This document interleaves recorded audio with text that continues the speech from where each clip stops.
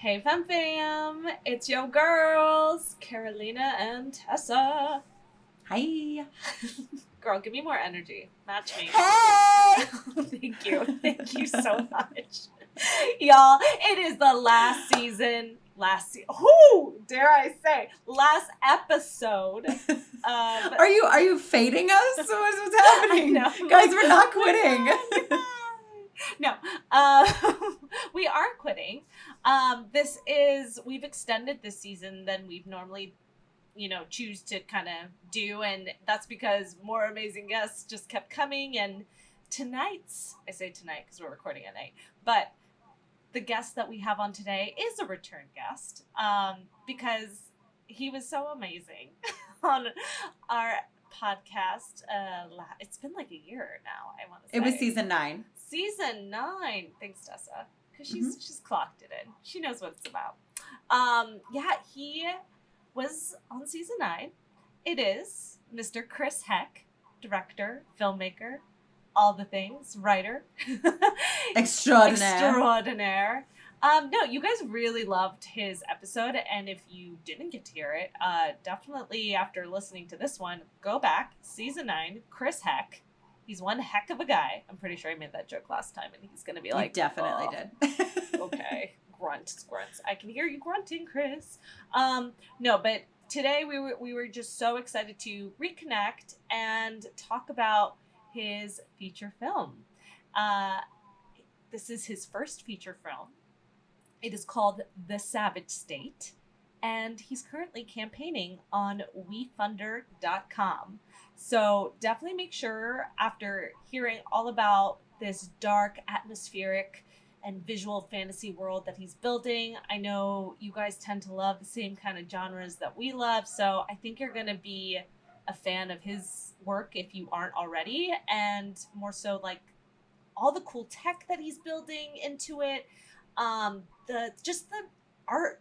Like, we just fucking love art, and we've brought on like artists on our show before, and I think we always like geek out and nerd out about it. And Chris just has such a cool sense of that, and I think you guys are really gonna enjoy this episode and learning how he has created that, what inspires him, and just some takeaways on the whole fundraising process, because your girls are about to go hit that hard too for sync. Yes. Yeah. Right, Tessa? And yes. If you're interested in investing, he's got a really cool opportunity because there's this thing called equity crowdfunding, which is actually investing. It's not donations, but it's not as like, you don't have to invest a huge amount of money and be this traditional, like, all the technical stuff of it is removed. Makes it real easy for anybody to be a part. So if you're interested, the link is in the show notes. It also came out on our newsletter. So if you're not subscribed to our newsletter, go do so. Just go to our website, femregard.com. A little pop-up will happen. Put your email in there, and you get some free shit just for subscribing. So, like, win-win all around. Subscribe. And also, just to let you guys know, since this is the last episode of the season and we are going to be busy trying to raise some money, we are going to be taking a short break. So we will still be super active on all the social medias. You guys will get our newsletter. We're going to have a few more out than normal coming up because we're going to be starting our crowdfunding. So keep an eye out for that if you guys want to be amazing and help us out with that, whether that means donating, even sharing, everything helps. But yes, we will, alas, be missing for a few weeks while we get our shit together. But don't worry, we're not quitting. We're coming back. We're not quitting. And some little insight into what our next season may look like, Tessa and I discussed, because yes, it's a lot. It's a full-time job as we get into it in this episode about fundraising. But we're hoping to maybe make this next season more about our journey into it and what we're learning, what we're tackling on. And so there's just going to be a lot of us time. So I hope that, we'll lead with that. They might feel a little shorter, but you're going to get a lot more intimate with us. It'll be like you're on a date with both of us. Yeah. So maybe less cool interviews. I know you love our guests, but hopefully you'll... But that's not to say there won't be any guests. If somebody pops up, like, we are still open to that. So don't worry. Exactly. So stay tuned. We're not here to go. Farewell. No, I'm sorry. I like that. All right. We're not here to go. We're just phase out. No, I'm keeping that in. Enjoy.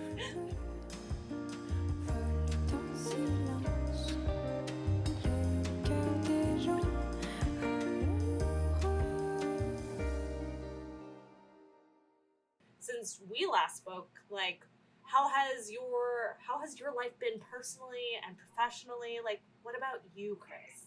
Tell us what has been going on. It's been really good. I think when we spoke, it was maybe about a year ago, I think. And Yeah. but yeah, I've been good, been busy. I think the biggest thing, as we kind of touched on a little bit, I'm making my first feature. So a lot of last year was the writing process for that, doing some location scouting. The location is about 3,000 miles away, so that's like a whole thing. I got to go out there and take a bunch of pictures and then come back and then just hustling the day job, making commercials and a lot of content for nonprofits and stuff like that. So staying busy, but the Savage Day has definitely been the majority of my time the past year for sure, and will continue to be for the next foreseeable future. Yeah. So we it understand goes. that completely. Yeah. And just as a little refresher for any of our listeners that hadn't listened to your first episode, listeners, it's in season 9. Go back and check it out. If you want to just give them really, really briefly a little bit of kind of your background of what you do. Yeah. So for everybody other than Carolina's mom, who loved that episode. Yeah, so I'm a writer, director, sometimes producer, based in Joshua Tree, California. But born and raised in Vermont, and kind of have a foot in the Phoenix scene as well. But basically, the day job is producing content for a lot of nonprofits, small businesses, generally organizations that are doing something good. That's what my company tries to focus on, is not just selling a product, but really, companies and organizations that have a positive mission that we want to get behind. And we try to bring a lot of the filmmaking experience that myself and my team have. We've worked on, Hollywood blockbusters and Oscar nominated movies and all sorts of stuff. And so sort of bringing that experience to a smaller organization, saying, hey, can we tell a really compelling story that's going to help you, raise more money or get your message out there further. So that's sort of the day job. And then on the, the off time, just hustling and like every other filmmaker out there, trying to make movies of my own. Yeah. I love that you meld those two worlds. It's not just you're just making a commercial that, states what this nonprofit does. It's like you're telling it in a compelling way, because I mean, if you look at advertising in general, there's so many tactics and everything, and they try to, suck the consumer in. But if you can tell the narrative and explain why, this organization is doing the things that they do in a compelling way and make it artistic, like that's a real turn on for people. Like that actually really makes people want to get involved. Yeah, I think for us, we look at what's happening in the marketing and advertising industry right now is everything's going shorter and shorter and shorter. So you've got a 15-second spot, a 7-second spot, because everybody knows, we've lost our attention spans. And so while the industry sort of moved in that direction, I thought, let's go the other way. Let's make a 15-minute spot, which is essentially is a short film, and the idea is that if we can create a compelling story that you're just watching and enjoying and not realizing that you're being advertised to, it's going to give you're going to hopefully form a relationship with that brand or that organization sort more organically than some, snappy little 7-second thing that you're going to end up forgetting about. And realistically, it costs us just as much to make that 10-minute short as it does to make that 7-second, commercial. So, and it's also much more artistically rewarding, for those of us involved. So I see it as a win-win all around. The client is getting something really unique. We as artists are getting to create something really unique that's rewarding. And ultimately, the audience is getting something that they enjoy watching, not just, hey, we're going to shove this product down your throat real quick. Yeah. Love it. Love it. We're here for it. So, The Savage State. Yeah. Shot in Vermont. You're from Vermont. Why don't you tell our listeners what The Savage State is about and why, other than it being your beloved hometown, I'm sure for many reasons that inspired you to be a filmmaker, why, that just felt like you needed to go back and tell the story there. Yeah, so I grew up in Vermont, a small town called Rutland, and for the first 20 years of my life, it was kind of all that I knew. I didn't travel a ton. My family didn't travel a ton. So, but once I hit 20, I left and I moved across the country and I started traveling the world and going all sorts of different places. And it's been a very rewarding experience. But coming home now to this place that's a little less familiar, you start to see it differently. And so that's really changed for me, my admiration for Vermont and New England in general. And I just get a feeling there, and the stories that inspire me, in New England are just so much different than anywhere else in the world. And so, and I tend to, as we talked about last time, tell, darker, weirder stories tend to be sort of my forte and my interest and the thing that I'm, drawn to. And there's just something about New England that's very, like, it's in the veins. That's why you have Stephen King's and H.P. Lovecraft's and these, the biggest, genre creators have come out of New England. There's just something in the blood out there. And so every time I'm back there, I'm very drawn to that. And so for a long time, I've been wanting to make my first feature, but couldn't really settle on what it was. I had a lot of cool ideas, you could say, but if you're gonna commit years of your life and other people's time and other people's money and your own money and all these resources to create something, it's got to be better than just, oh, that'd be cool. It has to really come from the heart. It's got to be something you're committed to just telling. And for me, a huge part of that journey was a lot of this nonprofit work that I've been doing. For a long time, I was working with an organization called Not My Kid, and we were helping people who were in recovery, people who maybe have been affected by suicide, things like that, tell their story. And so I, as a filmmaker, was helping them tell their story in a more documentary sense. And so it started to get ingrained in me of, how am I going to tell my story, but not in a documentary? Because that's not my style. That's not how I express myself. And so instead, I wrapped it up in a dark fantasy, sort of similar to, I compare it to stuff I grew up on, like The Neverending Story or Studio Ghibli or Jim Henson, like those really handmade sort of fantasy films that you don't really see existing as much anymore. Yeah. And I think there was also something about that era that a lot of those stories had really heavy themes. And I feel like sort of post Toy Story, Shrek, like kids movies really changed, and they can certainly explore some things, but for the most part, it's sort of tongue-in-cheek jokes and that sort of thing. And I wanted to create something that I would have enjoyed when I was 10 years old, and something that would have helped me process what I was going through at 10 years old, because I think ultimately the escapism of fantasy, when it really does its job, it helps us process reality. And so I wanted to create that. And so hopefully some 10-year-old kid can watch this movie and feel seen and feel understood a little bit more.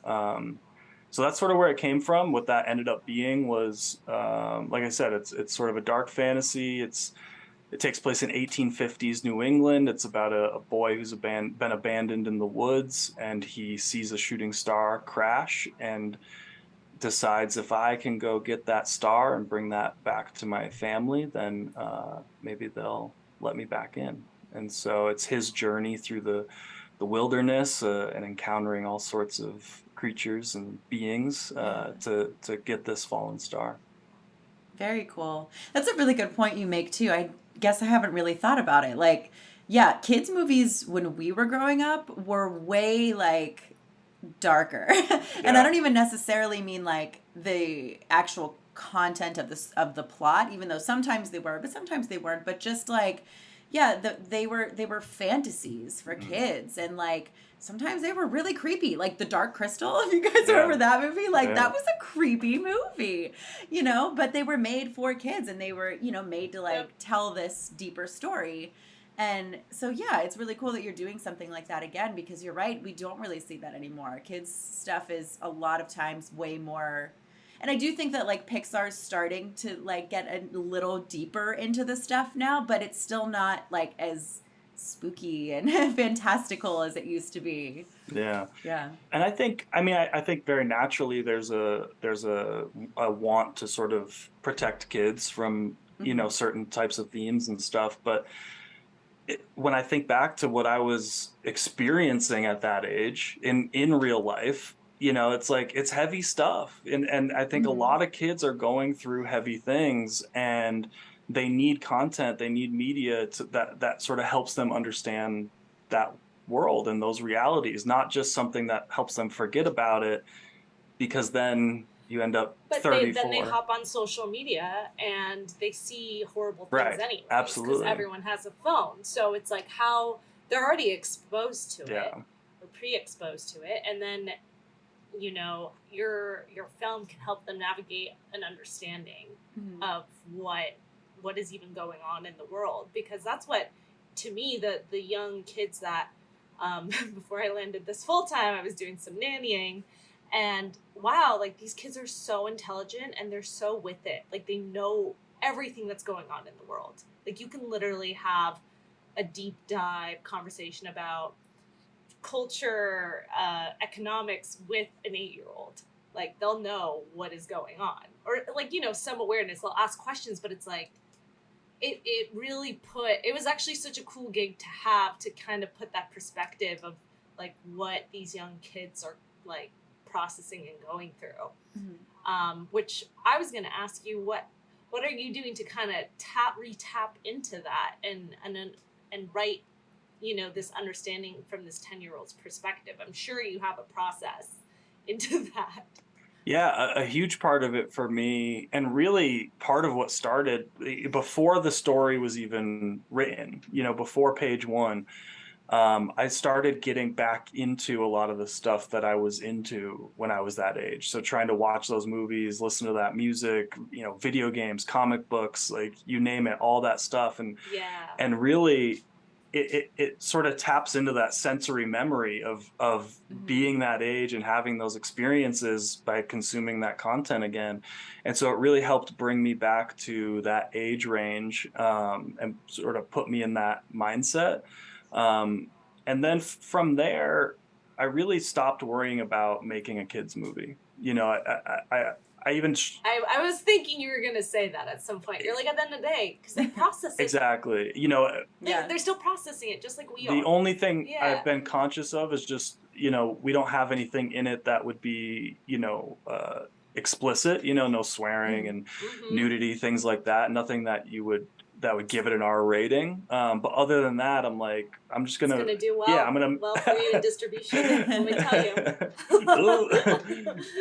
So, my thought was, if I try to focus too much on making a kid's movie, I'm going to be talking down to these children rather than just making something real and something that comes from the heart and is authentic, even though it's fantasy. The people that are supposed to connect to it are going to connect to it, and those who aren't supposed to connect to it, then they won't. And that's, I think, what makes a good film. Like a film that we love is a film that somebody else hates, or it didn't work for somebody else. So absolutely. And it being in the fantasy genre and having your monsters that you're creating, or friends. Monsters or friends. I don't know. They can be both. Are we talking visual effects? And how are you building that? And are you gonna have a child actor? Are we working with a kid? Yeah. So, Oh, honey, tell us all these deets. I have so many questions now. you know, anybody who's listening to this who's a filmmaker has heard the rules before. You know, don't make a period piece, don't use a kid, don't, you know, like there's all that that stuff. And I Yup. think there is some validity to that, but also there's smart ways of working around it, you know. And so, Absolutely. for instance, it being a period piece that takes place in 1850s New England, that 90% of the film is in the woods. So we can make a period piece and all we got to worry about is dressing our actors. We're not downtown New York City or something like that. So Right. there's ways of sort of bending those rules. I think it's, you know, the classic, you know the rules and then break them. So we're trying to be very smart about that. I like to say that we are ambitious but not naive. You know, we know the rules that we're breaking. But yeah, to answer your question about our creatures, it was really important to me that it had a handmade feel to it. You know, once again, harkening back to, you know, like Jim Henson and stuff like that. So there is going to be some real world puppetry going on. Okay. There are going to be actors in elaborate costumes, and then sort of heightening all of that with VFX on top of it, which I think is what, from the films that I've seen and loved, it's when you meld those two worlds together that the visuals really shine. I think when it's too much of one or too much of the other, the seams start to show a little bit. So, Yeah. so we're using really a mix of traditional, like classic Hollywood tricks that have been going on for 100 years, combined with super modern technology. Like we did a camera test on a virtual production stage, so similar to like what they're doing with like Mandalorian and the Batman and stuff like that, the giant, you know, LED wall stage, you know. So we're testing out, you know, that, like, which is the most modern sort of cutting edge technology that we have, and then combining that with how would they have done this in 1920, you know. So it's going to be, I think, hopefully visually a very unique melding of those worlds. That's very cool. It's really cool that that you're able to, you know, combine all of those things. You know, that you have like both the real world setting of the literal woods and then, you know, like a sound stage, and to mix all of that together, I think is something that, like, if you haven't already done it, you don't always necessarily think to do. You know what I mean? Like, as a filmmaker, that might not be the first thing people think of, that you can combine all of these things. Yeah, I think it's really important to stay up on what's going on in the industry, you know, and just I tend to nerd out on the tech side of things, but you know, just using that, you know, the LED walls as an example, you know, as soon as I saw that that existed and that how that was being used in, you know, tandem with Unreal Engine, I knew that was going to be the future. And so I downloaded Unreal and started learning it, and, you know, and just enough to be able to speak the language. You know, I'm not going to become some great VFX artist, but enough that as a director, I can communicate, you know, adequately. And so I think it really helps us to stay on the up and up of what tools are available to us, because you know, if I'm a painter and I'm just like, well, I got these fingers and I can finger paint and I don't even know that brushes exist, it's really going to limit, you know, what I can do with that canvas. So, so yeah, I think it's really valuable to just know, you know, have your finger on the pulse of what's going on. Yeah. And for our listeners, this might be asking too much to simplify it, but are you able to kind of explain briefly like what the LED walls and Unreal kind of creates? Absolutely. So, easiest thing that a lot of people could probably compare it to is rear projection, you know. So when you see like those old movies in the 40s and they're driving in the car and like the background doesn't like quite line up, basically what they did is they had a giant projector behind the car and they were projecting, you know, footage of a road or whatever behind them. So now the technology has developed to where you build a giant wall that is an LED screen, like a giant TV basically, and it's, you know, 100 feet by 300 feet or whatever. What gets really exciting is you combine that with a software called Unreal, which is a technology to build those environments that go on the screen. I recommend everybody just download it and try it. It's a free software. They let you just use Stop. it. Yeah, it's absolutely bonkers. And so you can get it and you can download assets for free as well and start building virtual worlds. And then where things really get connected is you can now put motion trackers on the camera, Okay. because the problem with those with rear projection and LED walls is things like parallax. When you start to move the camera, you have a static wall there that's Yeah. so you don't get the same depth. You can't rack focus back and forth between those things. A lot of issues like that. So now they've combined motion trackers, like just like you would use when you're doing motion capture, suits and things like that, to the camera itself. So as the camera moves, the screen moves with it, Oh, wow.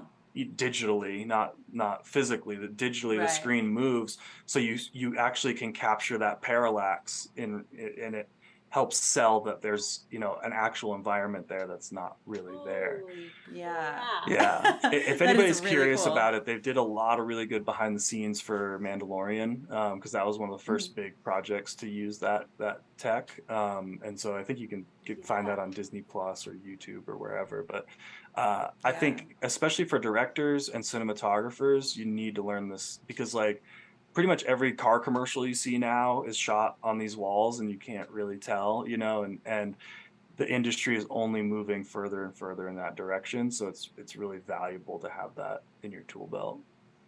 Yeah. How cool, like, that this technology exists. It's like compared to even, the major studios that used to just have the painted backdrops Right. behind, advanced so much. That's really cool that exists. Well, and for us, you mentioned we have a kid actor, so Mhm. shooting overnights is off the table. Yeah. Legally, we can't even shoot overnights with the kids. So what do we do for night exterior scenes? How do and it's like, okay, are we doing day for night? Like that Yeah. never really looks right, and so the test that we did with the LED wall was a guy sitting at a campfire at night in the woods. And even if we could have the kid for overnights are just such a pain in the ass to do from the crew perspective. Scheduling, it's really difficult.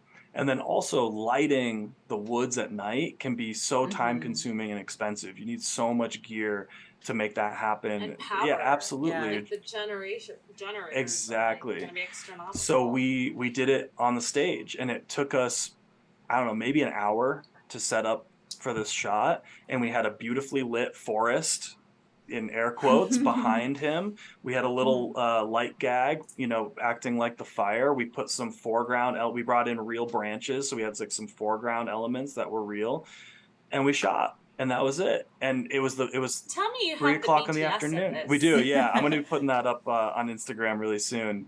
We've been just showing that stuff to investors thus far, but we're gonna start putting that stuff out. Smart. But yeah, so in an hour we did what would have taken us probably 12 hours, to do practically, and we could just do it in the middle of the day in a warehouse in Phoenix, so Yeah. I was just gonna ask, like, where did you find this venue of choice? Like, was it back in Vermont? Are you gonna fly the kid out to AZ now? Like, that's so cool. Like, that's in your backyard. Yeah, pretty much. Yeah, luckily to have it there. Luckily, with all my connections in Phoenix still, I heard about this stage, 3,500 degrees Kelvin, I think they're called. And they offered to do a free test day. They're like, hey, just come in and use the gear and try this out and see if this is going to work for your production. So we did. And yeah, so, it could be a case where we need to bring the kid, out to do that if we go that route. But we're already bringing most of our crew to Vermont, so it's it's going to be a plane like ticket one way or the other. Yeah. So Right. so yeah, but these stages are popping up all over the place. I heard about there's one in New Hampshire. Obviously LA's got probably 500 of them by now. I was just gonna say. So yeah, they're popping up all over. Yeah. Wow. So let's talk like logistics of this for like producer-minded people like ourselves. Yeah. So because you're in your finding funding stage as well with your film, so like what kind of does this technology cost? Like does this up your budget considerably, or is it actually pretty affordable? Talk to me about that. Yeah.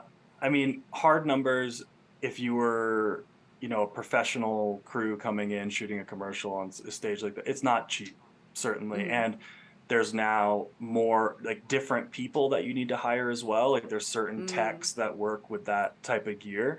So there is a bit of a balancing act that needs to happen.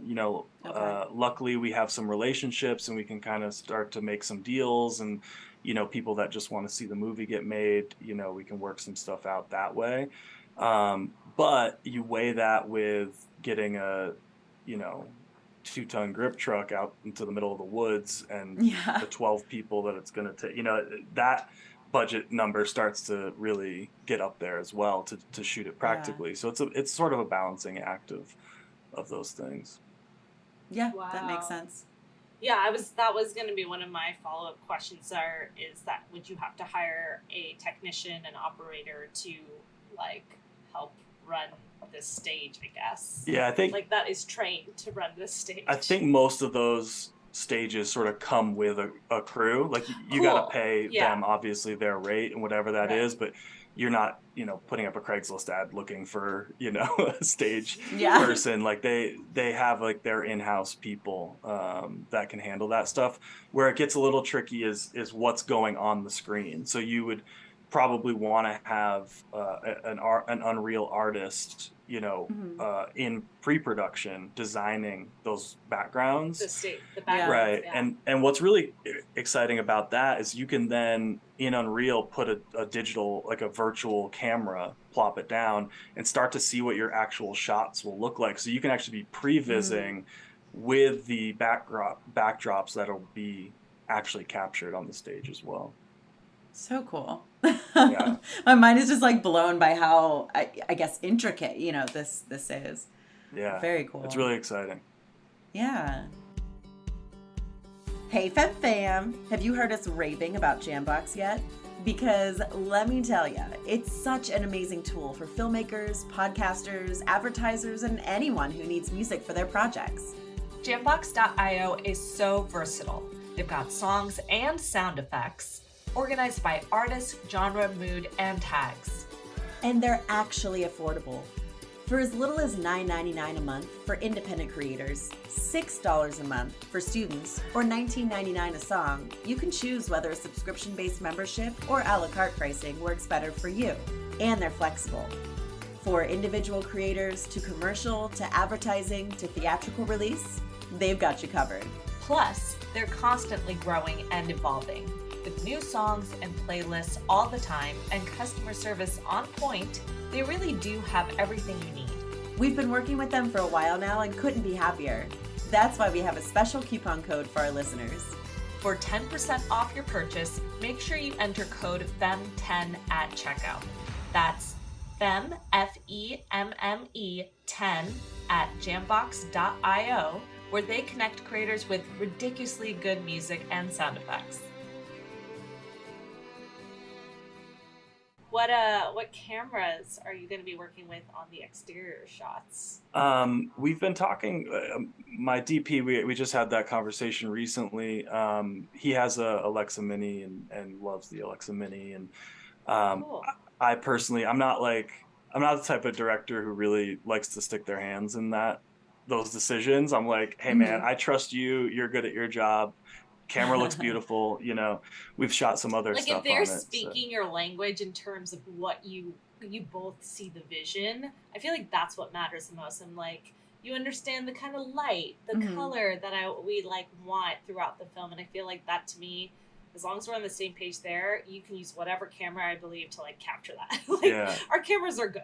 The thing I'm more excited about is lenses, honestly, because I feel comfortable nerding out with you guys because this is a filmmaking podcast. So Hell yeah. we, one of our biggest, probably our biggest visual inspiration for the film is paintings from that period.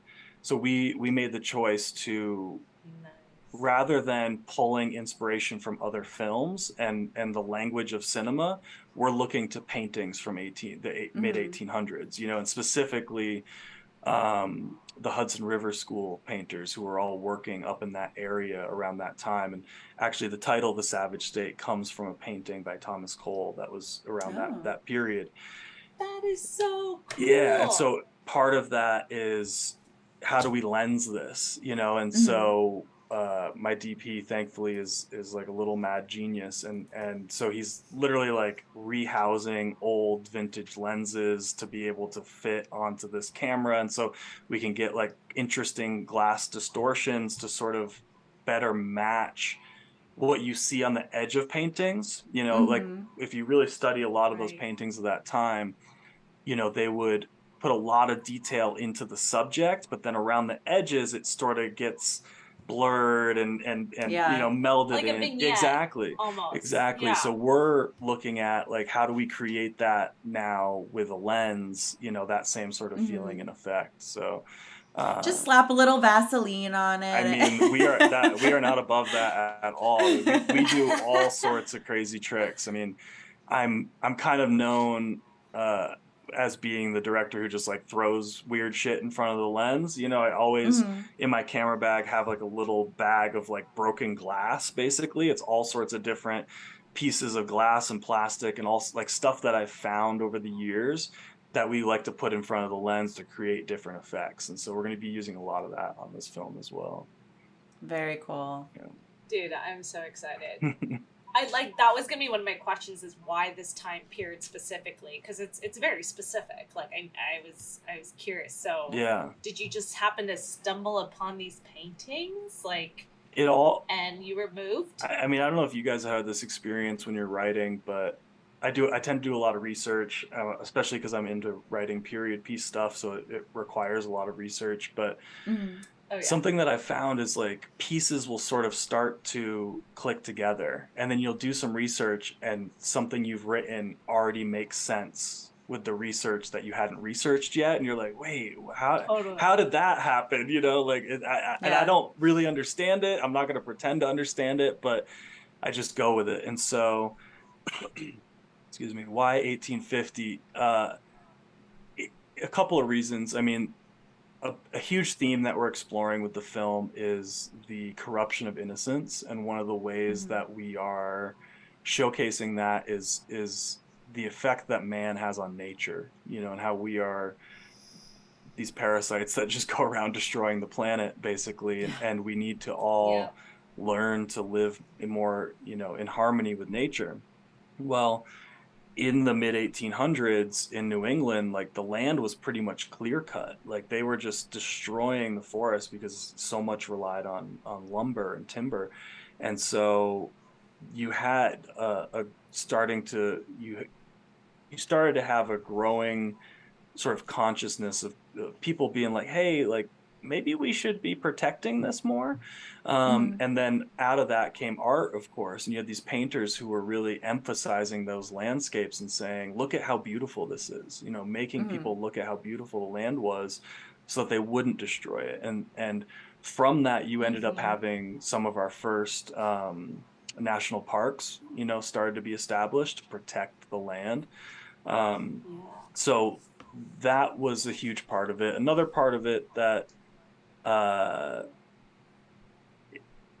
I've been sort of building a world. So I've made 3 short films now that all exist in the same world, and this feature also exists in that world. So for the sort of timeline of that cinematic universe, if you will, the Savage State will show audiences how that world started and how that came to be, and it came to be in 1850 in New England. That's such a good idea to like, I mean, you know, everyone says make shorts before you make your first feature, but to actually have them all kind of in the same cinematic universe, as you say, you know, like, because that then lays that groundwork for you that you can keep going. You can keep making features and they can all be interconnected. And this has like, that allows you to have that proof of concept, show that you really understand this work, this world, all of that. Like it's just a great marketing, etc.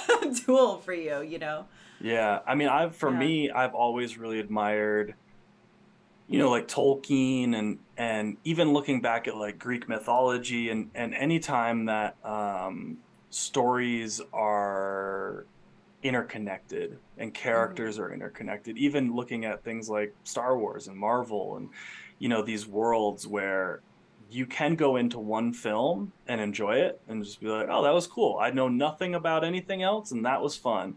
Yeah. Or Yeah. you can know the whole backstory and who these people are, and you can pick. I love that stuff, and so I've always, had my heart set on creating that. And so I started with shorts, like I said, and now moving into features, and then hopefully branching out into all sorts of other, different types of media, and exploring this world really for the rest of my life. I want to tell stories that expand in this world that I'm creating. I love that. Well, because there's so much now that you are about to like do your first big piece on it, so to speak. Like, I just feel like since you already have a love and you're continuing to grow it, that there is like much more. There's just room for you to keep building it and finding those layers, which can be so like, I think as a writer, so cool to continue on. So do you think? I mean, it's hard to speak right now, maybe, but do you picture it to continue to move in the future tense or keep going back in time?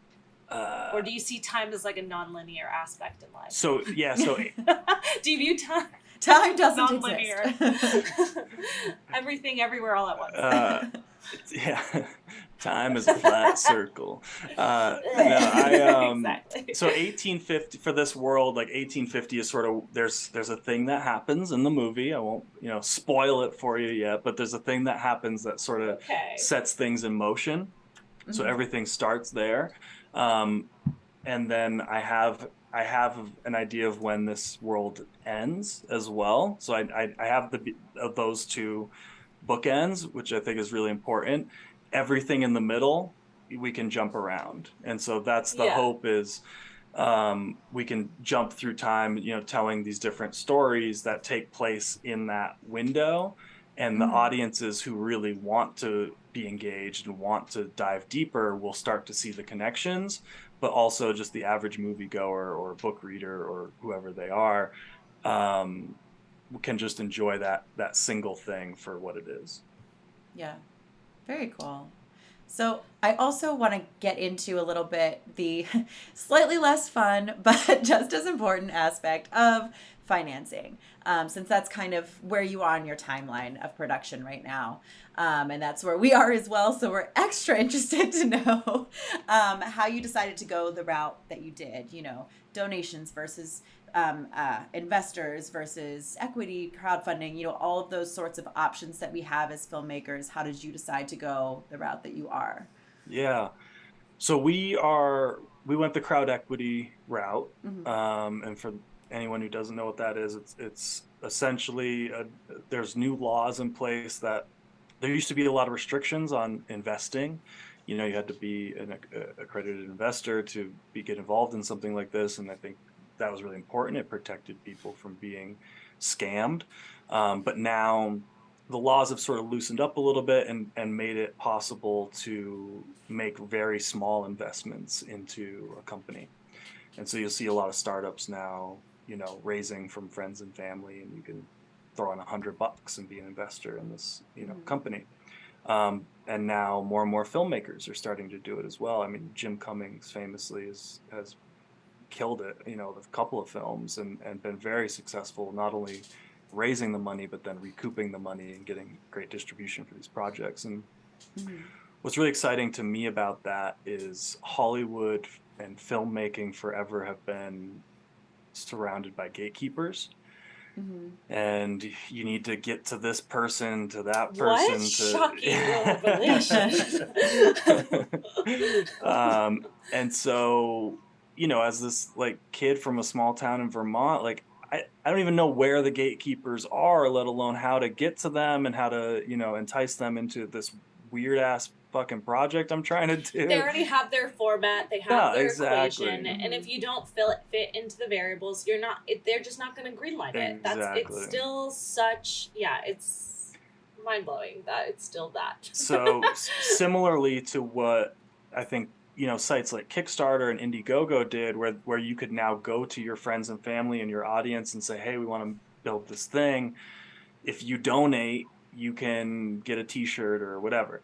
Now with sites like WeFunder, like where we are, it's not a donation, it's an investment, and you're actually buying a percentage of that company that owns the film. And so when that film then recoups its money, fingers crossed, it goes back to the investors, and we all sort of split that pot. And so what's great about that, I think for me, I never did the Kickstarter thing, I never did the Indiegogo thing, I just never felt like I had the right project for that, and didn't want to tap into my audience for that. But then once things like Crowd Equity opened up, I felt more comfortable now reaching out to friends and family and saying, hey, it's not a donation. Like when this film sells, hopefully then you're going to get your money back. And that to me just is a much better situation. Now, obviously it has its shortcomings as well. I mean, it's a grind. That has been the biggest lesson with doing something like this. Anybody who's done any sort of crowdfunding campaign knows it's a full-time job in and of itself. I mean, I sent 200 emails in the past month, like personalized, not just copy and paste 200, like personalized, like, hey, how you been? What's going on? Here's my project, like connecting with people that I haven't talked to in years, and just trying to see who's interested in this project and interested in supporting me and the film and this story that's being told. Yeah.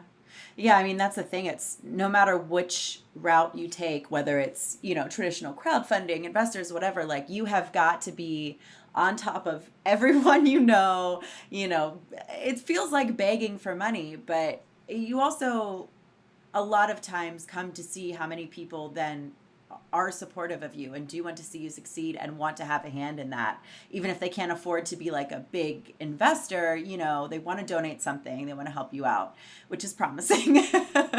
But yeah, going this route, it's nice because you are giving something back besides, a t-shirt, which is kind of Carolina and I are figuring out right now, like what are the kind of rewards that people do want, again, a t-shirt's kind of like, and some people, we vetoed the t-shirt. Yeah, I get it. Some people do love merch like that. It works for some people, but like that from the very beginning was like, that's not what we want to give. That's not what our audience wants to get, so this gives them an actual percentage then of a return. And then I'm just curious, is there, once the film is made, if you do have difficulty selling it, is there any sort of like pushback that way, or is it just they agree that the money is being then donated essentially to the movie if there isn't a return?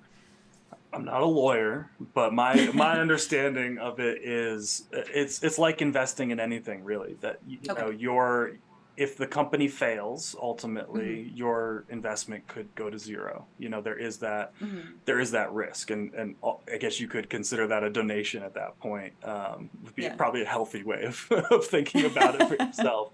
But what I think for us has been really important, because like we talked about last time I was I've been on the crew side for so long, and I've been a part of so many other films. And I've been a crew member on films that never saw the light of day. I can think of at least 2 feature films that I worked on for over a month as a crew member that never came out. Like, not because they couldn't get distribution, just the filmmakers never finished them. And to me, I know how shitty that feels as a crew member who put my time into it. If I had invested thousands of dollars in that, I would not be happy. And so, that is not on the table for us. That's not an option. The film is getting made. I have jokingly said, if the money doesn't come through, I'm going to be in the garage with sock puppets, making this movie, if that's what it comes down to. But realistically, we've put as much planning into the marketing and distribution, and we're already having conversations with distributors now, to be prepared for that end of things. So because I think so many filmmakers just get focused on making the film that they forget about the whole business side of it. Yeah. And Absolutely. That's not fair to your investors, and ultimately it's not fair to your film and the crew that's working on it, because that film is not going to end up getting seen by the people that need to see it because you just didn't put the work into it and effort into it. So we're really working as hard on that aspect of it as we are the creative and the fun parts. Yeah. Yeah, it is so important. I mean, we say that all the time with the things that as soon as we really start on a project and it gets anywhere beyond like, hey, we've got this idea, like we're like, we have to see it through, you know? And of course, you can't guarantee that anyone's going to buy it. You can't guarantee that it's going to get into any festivals. You know, those are all the hopes. But like, if you can at least finish it and have it that you can show people, like ultimately, I mean, that's got to be goal number one, you know? Yeah. And you can guarantee the effort that you're going to put in. I think that's important, you know, because you can't, there's no result out there that you can actually say 100% is going to be a thing, but you can guarantee that you're going to work all day, every day at making that happen. And that's what we're doing. Yeah. No, that's that and having like the overall plan. I think this being our first feature as well, like going into the proposal and coming up with as clear as we could to just even understand all the different various windowing aspects and platforms, the digital streaming platforms, OTT, all of that shit. Like just understanding and picking a route that we think would fit our film, but knowing that, we can't guarantee that, but at least we're aware of what's available to us and where that could go, and showing investors that we are like, we've done our research, we've done our homework, and we're going to continue to. I think it's like not the fun creative parts of making a film, but absolutely 100% like so vital into the pre-production. Yeah. It's like having all that. And so listeners, if you haven't signed up for our MailChimp newsletter, they don't need to know it's on MailChimp, but MailChimp's a really great site. I use it too for ours. Yeah. It's so great. And sponsored and by another pro MailChimp. tip. We wish. But yeah, if you sign up, we give out this free template that's super edible to fit into your film, because we have some examples of like what we did for ours. Because I get that it's so overwhelming. I spent the hours, Tessa and I both, like through millions of Google Docs, just writing down everything from what we are learning in the distribution route and what we can do. And that goes like obviously just beyond distribution, but what film festivals, like all of that. Like you gotta like, if you want something to happen, I'm a firm believer that you just kind of have to visualize. You have to visualize and like get real detail, like in anything you want to do in life. Like when you make your film, you're visualizing the scenes. Why wouldn't you visualize? This is so LA, but why wouldn't you like visualize? Because I hate it when people like just visualize it, but you have to be informed to know what you can see. Yeah. Does that make sense? Yeah. Y'all get what I'm saying? Totally. What I'm putting down? Yeah. Maybe this margarita's hitting 5 minutes, but that's like. I think it's really valuable to start with the end in mind. Right. And that goes for what does my finished film look like, of course, so artistically. But after that, beyond that, you know, we already have a list of festivals to submit to and what the dates are. And so like we know like, OK, we're working and maybe towards some contacts. Exactly. And then distribution, what does that look like? You know, and what does a poster look like? You know, and just having all of that stuff in mind now. It is so valuable and ultimately can alter the way that you're going into production, you know, so you know, like, okay, do we need to spend as much time on that, or should we focus a little bit more time on this to make sure that we're creating something that's actually going to be seen by a large group of people and not just, you know, Carolina's mom after she listens to this podcast. Sophia's gonna be front row and center wherever it ends up premiering. Let's just say it. I mean, yeah, I think that is, well said that, you know, you kind of have to see the end in that way in order to even make the thing. Yeah.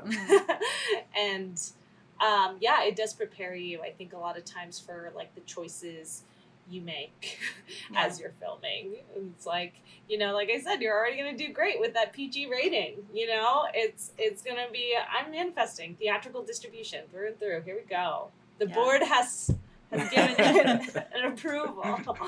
Yeah, because that stuff matters. Ours is probably going to be rated R. Maybe PG-13. No, I feel like we can get with the PG-13 rating. I tried to look into I it was to see exactly the breakdown of the MPAA stuff. I literally was skimming through hundreds of pages. I love that you were. But essentially yes, the end answer is only you have to send it to them for them to decide. They don't give you the exact breakdown. I think, from what I heard recently, if we have more than one fuck, then it's a no-go. So I'm like, goddamn, why does my character have to be like me and we just say F word too many times? Well, I don't know, but these are decisions. Yeah. You can decide what feels right. And I've heard that indie films tend to be treated a little bit differently than a lot of the studio projects do as far as that rating goes. Oh yeah, why am I even thinking about that?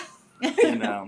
We have a say. Right. We're gonna but, again, you never know. You gotta just I'm of the opinion it's though. the whole planning. If you're gonna optimistic. If you're gonna make an R movie, just make a fucking R movie. Put all the Yeah. fucks in it, because I've seen other people's projects where the title of this episode. they try to sort of toe this weird line of it could be PG-13, it could be R, and ultimately it ends up not really being good for a PG-13 audience, but not really something that an R audience really cares about either. So I'm of the opinion of if you're going R, just go R, go all the way, Right. and you're gonna find a lot of people that really appreciate that film. Yeah, agreed. If you're not making a film specifically for that age range of teenagers, R is kind of more realistic. People say fuck every day in real life. you know. Oh, now there is now my mom nudity isn't every gonna day be in real happy. life. She's gonna be like, "You're doing so good. Why did you say F?" That's what she says in her Polish accent. No F. Sorry, Sophia. Sorry. We're doing so good, guys. No, but I agree with you. I think it's kind of, Yeah. if you, unless you're marketing again to that younger age, if you're going to go R, just go R and just commit to it. And the audiences are going to appreciate that. It's going to feel less contrived. Yeah. Yeah. What advice, to kind of maybe end the fundraising aspect, would you give those who are about to start into leading a successful campaign? Anything that stood out to you thus far? I know you're still in the thick of it. Guys, donate. What? Donate. Invest. WeFunder.com. Yes, invest. It's not donate. It's invest. Oh. Yes. What wise words would you have, if you have any? Yeah, I mean, it's the thing that everybody says, but it's very true. Plan. The thing, though, that I didn't plan enough for, I think, was plan B, C, and D. We had, I think, a really solid plan A, but when in the first few weeks, that wasn't quite going how we thought it was going to, we really hit a wall. And so I think if we had, as far as the campaign goes, plan B and C sort of ready to go and knowing okay, we need to pivot, we would have been in a much better place. And so that has sort of slowed us down a little bit. I really recommend, I read this book, I think it's Seth Godin wrote it, it's called The Dip. Not just for fundraising, but any creative, but it's helped me a ton because it's sort of about, with any major endeavor, there's that initial hump of that spark of oh, this is exciting and we're getting a lot of good feedback and all that, and then there's usually a big dip after that where things slow down and there's a big lull, and that's where you end up quitting, or you push through and then you get into the upswing and have success. And so that book really came at a pivotal time in this process for me, and even just with the film in general. So yeah, definitely have a plan A, B, and C. No, that's great. Yeah. Reach out to, obviously, anybody and everybody who you think could be connected to it. I've found that sometimes it really helps to not just be asking them for money, because not everybody can invest or donate to your project, but ask them for help. So think about what skill set do they have that might help my project, and how can I tap into that? Are they a marketer maybe, and I can say, hey, I got this project, do you have any ideas for us? And so now they're, they're thinking about your project all the time, and you've got a new sort of ambassador out there in the world trying to think of ways of getting your project out there. So not just asking folks for money, but asking them for help in, in whatever it is that they do. That's been a big thing for us, I think. And I think also that's huge. Yeah, for sure. And be prepared. I think one thing that I've really learned is folks that you thought would be really responsive and really supportive maybe aren't.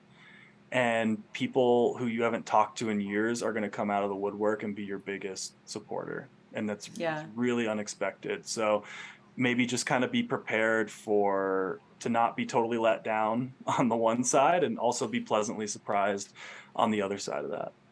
Yeah, we've definitely experienced that already, just, with the little that we've done and with this podcast and all of that. So it is always interesting to see that, but I mean, I'm hopeful. I'm hopeful for your project. I think it sounds like an amazing project. I'm very excited to see, when it does get made and finished. Like, I can't wait to watch the film. So thank you. Yeah, I'm really excited. And this is my first time really doing any sort of fundraising. Any projects that have had a budget before have either been something for a client, we have that type of a budget, or something that I'm just paying for out of my own pocket. And this film, same. Yeah. So this is my first real experience doing this, but I think taking this step there's been so much personal growth for me, especially as an introvert. It's like so hard for me to, put myself out there and have these conversations. And so there's been so much personal growth. And so I think even just as an artist, I encourage everyone, if you haven't done this type of thing and you have a big dream, try doing something like this, whether it's Kickstarter or Indiegogo or something that's more crowd equity like WeFunder.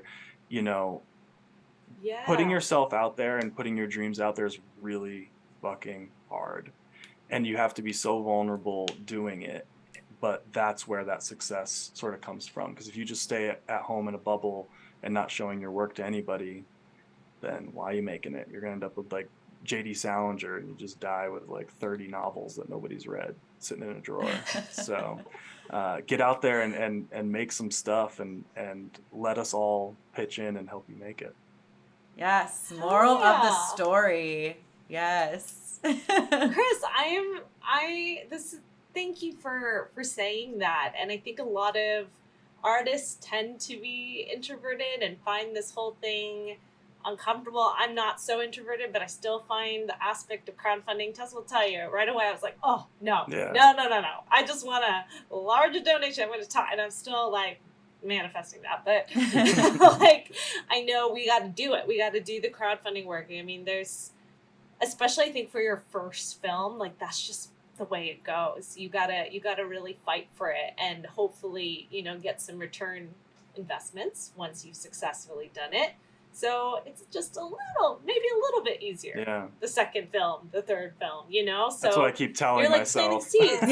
Like, this is going to be way easier on the next film. Yeah. So fingers crossed. I It is because then you have that work to show for yourself. You show that A, you successfully, got investors to give you money for a film to begin with, and then B, once the film's out and complete, you made it. You didn't just drop it. And then C, whatever success it ends up having. It's like all of those things are just on top of each other, showing off that you can do this, and it's proving that it's worth investing in your future work. Yeah, I think even also like that personal growth like I was talking about, the first email I sent was like, am I doing this right? By the 200th email, I'm like, yo, what's up? I'm making this movie here. I just, I've got it down now, and it's obviously still hard, but like, you got to push yourself through those hard things, and that's how we grow and get better and learn. And ultimately, hopefully now when I send 200 more emails, it's going to be that much easier to do and hopefully heed more results as well. Yeah. Absolutely. I think it kind of, for us, even with our guests, I feel like I've gotten great practice, not intentionally at all, because it was hard for me to kind of, guests will ask us what we're up to, and it forced us to be like, okay, yeah, we're doing Sync. It's our first feature film. They then follow up with like, what's it about? And I started realizing, like, Shikara, you're not ready to talk about it yet. Like so the podcast has been really cool way for us to kind of push ourselves to get in that mode of, I know my story. Like I've now like in a way rehearsed it to the T of like talking about it. So I'm like just excited now whenever someone asks. I'm like, oh, ready to nerd out a little? Sit down. Yeah. Let's talk about all the things. And it's really fun now. Now it's just like fun. I'm like, wait. Okay. Yeah. You need to hear about this cool concept. And if you're not going to be excited about it, nobody's going to be excited about it. So getting over that and being able to like, I call it getting out of my own way, and just like, hey, yeah, here's the thing. I'm fucking pumped about it. It's an awesome movie. It's dark fantasy. We haven't seen anything like this in years. It's going to be cool. Like, here it is, and I think for you guys, you have this amazing audience. You have the Femme, and they're all ready to support you. So give us a platform where we can put our credit card in and help you make your damn movie already. Yeah. Well, speaking of, to wrap up, if you want to share with our listeners the actual link, and I'll type it into the show notes as well, that they can go if they're interested in investing. And then on top of that, any, social media, all that good stuff. In case they haven't listened to your episode, guys, go back to season 9 and check it out. But yeah. Yeah, the best place to go right now would be thesavagestate.com. And that'll take you right to our fundraising page. Where you could become an investor if you so choose. There's also a link there where you could book a one-on-one call with myself or our executive producer if you had questions about the project or want to find out more before you're getting involved, or if you have some ideas of ways that could help us, you could book a call with us right there on the page as well. Other than that, I'm most active on Instagram, ChrisHeck13. And also our production company, Theater 13, has an account as well. And we've been posting concept art from the film every week. So every week we post new concept art to kind of show you what is to come from the film. So that's a good place to find that stuff. Very cool. Femme. Gotta stay trending on it. It sounds really cool. I feel like we all like some of the same like period piece. Like I just realized the other day with I don't know if we discovered this on the pod, that even though we're set in the near future, putting it in this future time frame, it kind of still gives it period piece vibes. Like we're researching optics and like technology and clothing, like just trying to figure out that world. So we love it. I feel like our community will love your concept too very much. So go nerd out with him, y'all. And Chris, thank you for joining us on this Tuesday night. Thank you guys. Yes. No, that was a lot of fun. I'm glad we were able to sync up and catch up, and hopefully we can do it again soon. One thing I wanted to say real quick about WeFunder versus a Kickstarter or something like that. I mean, it sounds like you guys have made a choice, and it's a good choice, but one thing I didn't quite realize that has been, I think, is going to be a big benefit is, so once you hit 50K on WeFunder, you can start pulling funds, because that money goes into escrow. And so if you got all your paperwork done and everything's good, after 50K, you can actually start using that money, but leave your campaign up. So we can actually start shooting. The campaign is still active, and we can say, hey guys, look, here's footage, here's proof of concept, the movie's actually happening. So people that were maybe on the fence a little bit, like, I don't know, is this a real thing? Like, and then they see some footage and like, damn, that looks cool. And now I want to up my investment, or I want to put money in, or whatever that is. Yeah. And so where with a Kickstarter, you're focusing on like those 30 days, make or break. And there's something like that's really valuable about that, I think, getting people, like, hey, you got to come in now or else it's not going to happen.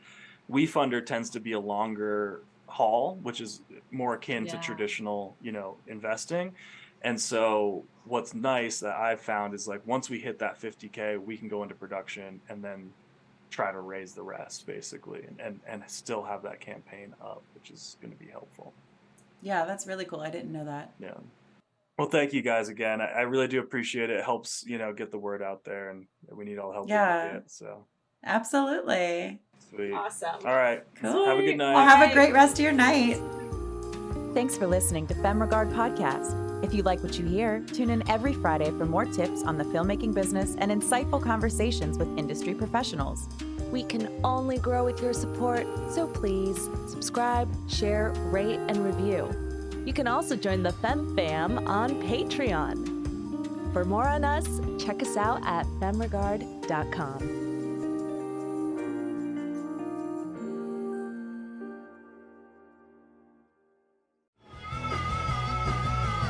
You're listening to the Geekscape Network.